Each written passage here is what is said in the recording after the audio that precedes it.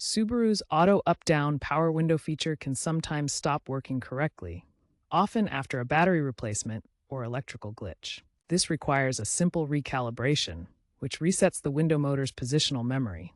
The system relies on the body control module communicating with the window switch and motor.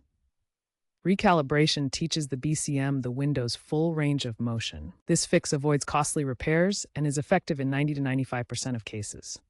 Models like the 2023-2025 Ascent, Legacy, and Outback feature refined systems, but all models from 2005 to 2025 generally follow the same recalibration process. Turn the ignition to the on position, but do not start the engine.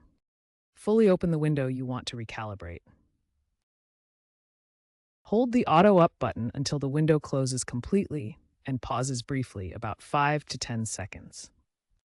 Release the button, then immediately press and hold it again for a second or two. Then release. Repeat these steps for the auto down function if needed. Note that some models, like the 29 Plus Crosstrek, might require a second hold during the recalibration process. This procedure takes about 1 to 2 minutes per window and restores functionality without special tools.